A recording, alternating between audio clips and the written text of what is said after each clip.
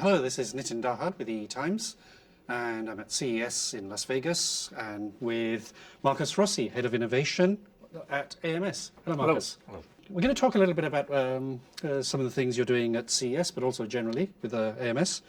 And one of the key themes for you is 3D sensing technology. Could you tell me a little bit about why this is important and significant, the technology?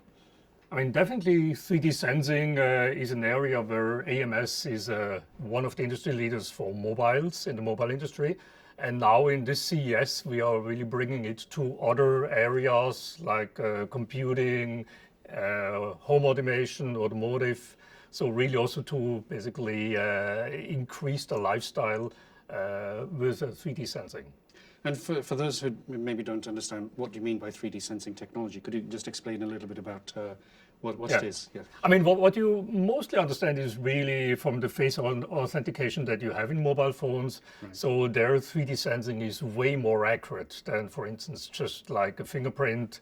And it also is way more convenient. So basically, you can do a one-hand operation, and it always works. Basically, you don't have to. You're not suffering from like wet fingers or like hot fingers or something like this.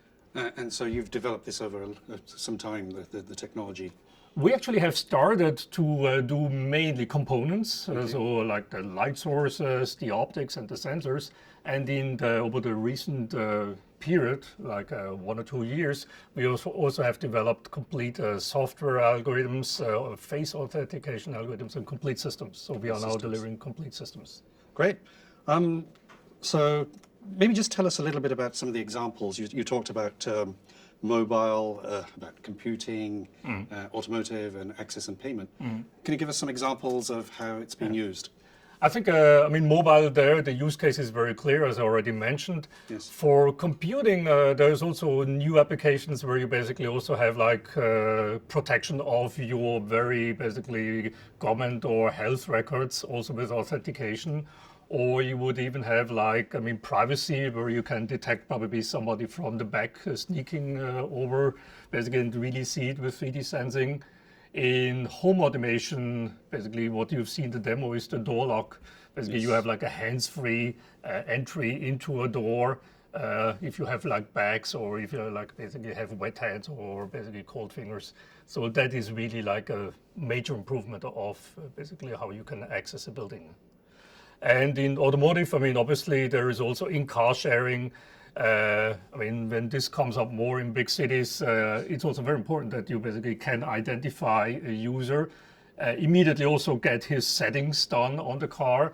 And also a very important security aspect is that you basically have then also like the airbag launch. Basically, you can detect basically the size and the distance of a passenger and do really a very accurate airbag launch if needed. And is this technology mature? You've already got customers using this in various applications? I mean, definitely the first wave is in mobile phones, and the other ones is really where basically we are now working very closely with major customers to get design-ins already. Okay, that's very good. And you've already got a product range, and then you've launched one here. Can you give me a little idea of what the product range for 3D sensing and also the uniqueness of the new product you've launched this week? So, I mean, we have like the very relatively simple products where we do just 1D sensing, so with the time of flight. So that's just like a distance sensing. On 3D sensing, we are, I mean, supporting structured light, active stereo, and also we're working on time of flight, real time of flight 3D sensing systems. And one core component of 3D sensing, for instance, for active stereo is like a high resolution or basically high sensitivity camera. Yes. And that's one we are basically announcing at this CES.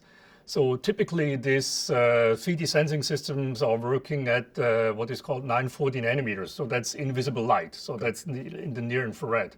Okay. And typically, a camera has like a very little sensitivity. So basically, you barely see anything. Right. And what we're doing is really specialized high quantum efficiency sensors. And that's the sensor that we are proposing or basically opening here. And then it's just not just the sensitivity, but also lower power consumption, I think. It's an obviously, I mean, the better your sensitivity is, the less optical power you need to illuminate the target. Okay. So thank you, Markus. So this is Nitin Dahad with the Times, wrapping up with Markus Rossi of AMS at CES in Las Vegas. Thank you.